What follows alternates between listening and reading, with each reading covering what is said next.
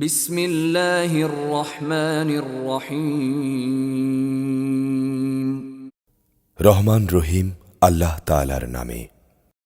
يا أيها الذين آمنوا لا تتخذوا عدوي وعدوكم أولياء تلقون إليهم بالمودة وقد كفروا بما جاءكم من الحق يخرجون الرسول وإياكم أن تؤمنوا بالله ربكم إن كنتم خرجتم جهادا في سبيلي وابتغاء مرضاتي تسرون إليهم بالمودة وأنا أعلم بما أخفيتم وما أعلنتم ومن يفعله منكم فقد ضل سواء السبيل।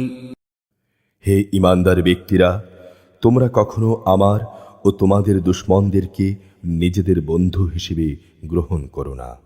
এটা কেমন কথা, তোমরা তাদের প্রতি বন্ধুত্ব দেখাচ্ছ অথচ তোমাদের কাছে যে সত্য দিন এসেছে তারা তা অস্বীকার করেছে। তারা আল্লাহর রসুল এবং তোমাদেরকে তোমাদের জন্মভূমি থেকে বের করে দিচ্ছে শুধু এই কারণে যে তোমরা তোমাদের রব আল্লাহর উপর ঈমান এনেছ। যদি তোমরা সত্যি আমার পথে জিহাদ ও আমার সন্তুষ্টি অর্জনের লক্ষ্যে ঘর বাড়ি থেকে বেরিয়ে থাকো, তাহলে কিভাবে তোমরা চুপে চুপে আবার তাদের সাথে বন্ধুত্ব পাতাতে পারো? তোমরা যে কাজ গোপনে করো আর যে কাজ প্রকাশ্যে করো আমি তা সম্যক অবগত আছি। তোমাদের মধ্যে যদি কেউ দুশমনদের সাথে গোপনে বন্ধুত্ব গড়ার এ কাজ করে তাহলে বুঝতে হবে সে দিনের সরল পথ থেকে বিচ্যুত হয়ে গেছে। إن يثقفوكم يكونوا لكم أعداء ويبسطوا إليكم أيديهم وألسنتهم بالسوء وودوا لو تكفرون। অথচ এরা যদি তোমাদের কাবু করতে পারে তাহলে এরা তোমাদের শত্রুতে পরিণত হবে। শুধু তাই নয়, এরা নিজেদের হাত ও কথা দিয়ে তোমাদের অনিষ্ট সাধন করবে। আসলে এরা তো এটাই চায় তোমরাও তাদের মতো কুফরি করো।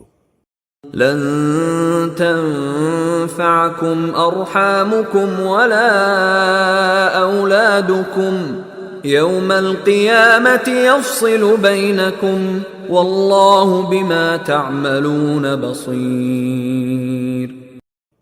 কিয়ামতের দিন তোমাদের আত্মীয় স্বজন ও সন্তান সন্ততি তোমাদের কোনোই উপকারে আসবে না। সেদিন আল্লাহ তাআলা তোমাদের মাঝে ফয়সালা করে দেবেন। তোমরা যা করো আল্লাহ তাআলা তার সব কিছুই দেখেন। قد كانت لكم أسوة حسنة في إبراهيم والذين معه إذ قالوا لقومهم إنا براء منكم ومما تعبدون من دون الله كفرنا بكم وبدا بيننا وبينكم العداوة والبغضاء أبدا حتى تؤمنوا بالله وحده إلا قول إبراهيم لأبيه لأستغفرن لك وما أملك لك من الله من شيء ربنا عليك توكلنا وإليك أنبنا وإليك المصير। তোমাদের জন্যে ইব্রাহিম ও তার অনুসারীদের মাঝে অনুকরণযোগ্য আদর্শ রয়েছে। যখন তারা তাদের জাতিকে বলেছিল, আমরা তোমাদের থেকে এবং তোমরা যাদের আল্লাহর বদলে উপাসনা করো তাদের থেকে মুক্ত, আমরা তোমাদের এসব দেবতাদের অস্বীকার করি। এ কারণে আমাদের ও তোমাদের মাঝে চিরদিনের জন্য এক শত্রুতা ও বিদ্বেষ শুরু হয়ে গেল। যতদিন তোমরা একমাত্র আল্লাহ তাআলাকে মাবুদ বলে স্বীকার না করবে। কিন্তু এ ব্যাপারে ইব্রাহিমের পিতার উদ্দেশ্যে বলা এই কথাটি ব্যতিক্রম, যখন সে বলেছিল, আমি তোমার জন্যে আল্লাহর দরবারে অবশ্যই ক্ষমা প্রার্থনা করব। অবশ্য আল্লাহর কাছ থেকে তোমার জন্যে ক্ষমা আদায় করার আমার কোনোই এখতিয়ার নেই।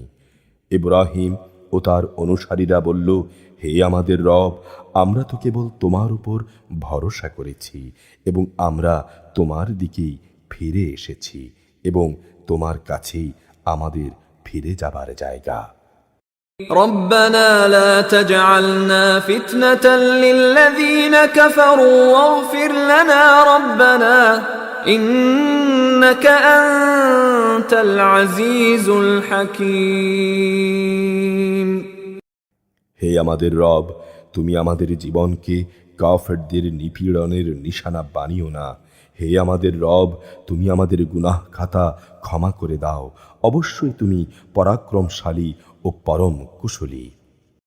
لقد كان لكم فيهم أسوة حسنة لمن كان يرجو الله واليوم الآخر ومن يتول فإن الله هو الغني الحميد। তাদের জীবনে চরিত্রের মাঝে অবশ্যই তোমাদের জন্যে এবং সে লোকের জন্যে অনুকরণযোগ্য আদর্শ রয়েছে, যে ব্যক্তি আল্লাহ তাআলা এবং শেষ বিচারের দিনে কিছু পাবার আশা করে। আর যদি কেউ আল্লাহ তাআলা থেকে মুখ ফিরিয়ে নেয়, সে যেন জেনে রাখে আল্লাহ তাআলা অবশ্যই কারো মুখাপেক্ষী নন এবং তিনি সকল প্রশংসার মালিক। عسى الله أن يجعل بينكم وبين الذين عاديتم منهم مودة والله قدير والله غفور رحيم।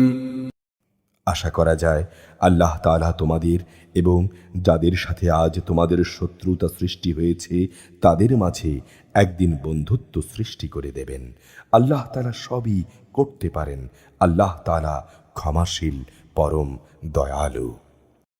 لا ينهاكم الله عن الذين لم يقاتلوكم في الدين ولم يخرجوكم من دياركم أن تبروهم وتقسطوا إليهم إن الله يحب المقسطين।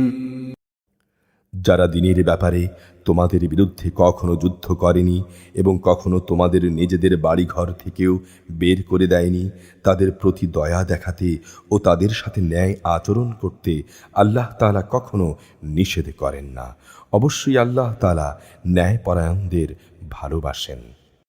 إنما ينهاكم الله عن الذين قاتلوكم في الدين وأخرجوكم من دياركم وظاهروا على إخراجكم أن تولوهم ومن يتولهم فأولئك هم الظالمون। আল্লাহ তাআলা কেবল তাদের সাথে বন্ধুত্ব করতে নিষেধ করেন যারা দ্বীনের ব্যাপারে তোমাদের সাথে যুদ্ধ করেছে এবং একই কারণে তোমাদের তারা ভিটে মাটি থেকে উচ্ছেদ করে দিয়েছে এবং তোমাদের উচ্ছেদ করার ব্যাপারে একে অন্যকে সাহায্য সহযোগিতা করেছে। এরপরও যারা তাদের সাথে বন্ধুত্ব করবে তারা অবশ্যই জালেম। يا أيها الذين آمنوا إذا جاءكم المؤمنات مهاجرات فامتحنوهن الله أعلم بإيمانهن فإن علمتموهن مؤمنات فلا ترجعوهن إلى الكفار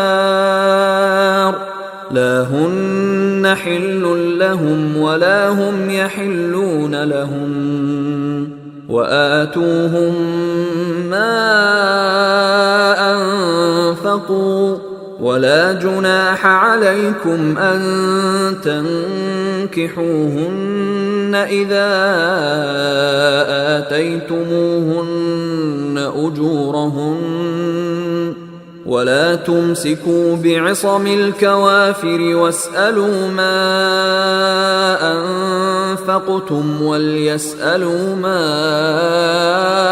أنفقوا ذلكم حكم الله يحكم بينكم والله عليم حكيم হে ঈমানদার ব্যক্তিরা, যখন কোনো ঈমানদার নারী হিজরত করে তোমাদের কাছে আসে, তখন তোমরা তাদের ঈমানের ব্যাপারটা ভালো করে পরখ করে নিও।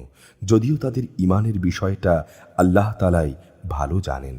পরখ করার পর যদি তোমরা জানতে পারো তারা আসলেই ঈমানদার, তাহলে কোনো অবস্থায় তাদের তোমরা কাফেরদের কাছে ফেরত পাঠাবে না।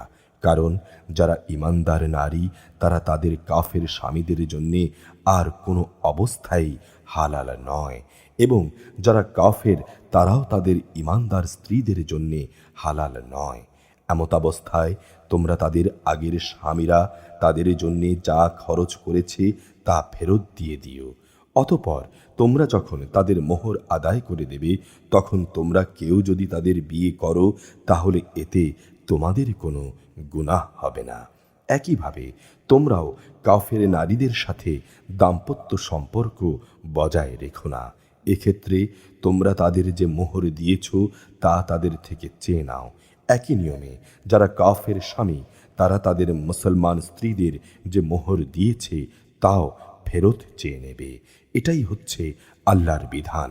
এভাবেই তিনি তোমাদের মাঝে এ বিষয়টির ফয়সালা করে দিয়েছেন।